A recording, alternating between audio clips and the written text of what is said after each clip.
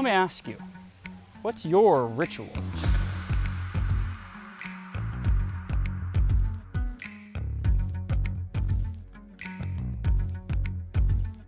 Well, good morning and happy Black Friday, brothers and sisters. Welcome to Mission Zero. If you've not been here before, my name is Shawn and this is FlashBack Friday. Get it? See what I did there? This is FlashBack Friday, the show where we take stories from the past and apply them to the present to create a better future.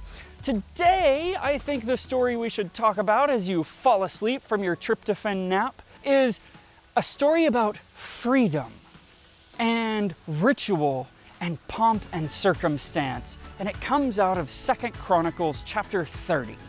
2 Chronicles chapter 30 takes place about 680 BC, and at the time, this story takes place in the nation of Judah under King Hezekiah. Now, when Hezekiah came to power, at the age of 25, by the way, the nation had been beset by the pagan worship of the Assyrians, and people had all but forgotten the ways of God and their Jewish roots. And so Hezekiah reinstitutes the Levites as the priests and the caretakers of the temple, and he reinstitutes worship of God in the nation of Judah.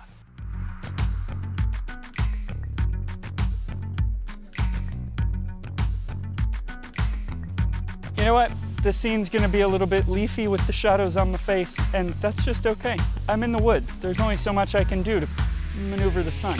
Hezekiah has the priests read the law to the people, and he discovers that it's just a few days before Passover.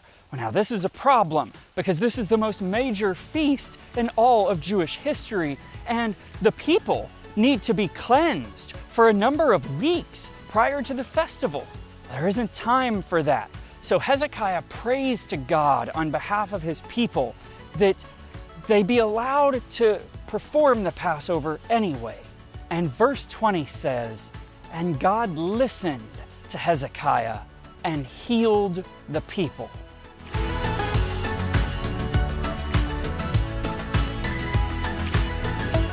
Think about the significance of that for a second.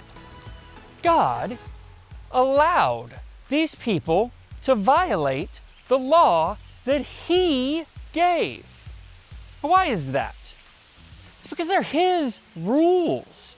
He created the ceremony process of Passover to market to the people, to make them understand what it was they were doing, and to make that a lasting memory, to make it a thing that they would always come back to.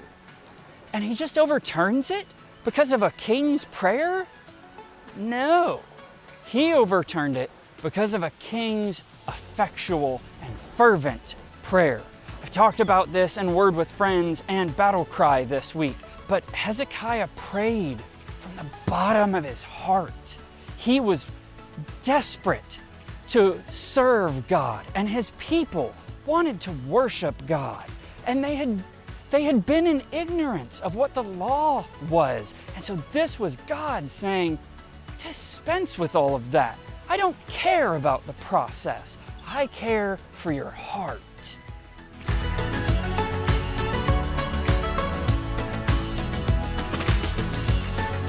The thing that we can take out of that, the thing that that story gives to us, is the knowledge that we don't have to hold to these processes of what we're supposed to do, right? There is so many people in the world that want to tell you how you're allowed to worship God and in what place and in what time and in what manner. God don't care about none of that. God cares about the state of your heart. So focus on that matters. Focus on the state of your heart. Because if you can get your heart right, then you can focus on your purpose. You can focus on what is it you're trying to accomplish. And that's my question to you to answer in the comments. What are you trying to accomplish in your prayers? And my exhortation is to just focus on your connection to God and not all the process, not all the flowery rituals. And so take this message, whatever piece of it rings to you today, and use it to be the youiest you can be. And may God pour out the blessings of passion and calibration and understanding in us, that we could have this kind of effectual prayer. And I love you. I love you so, so much.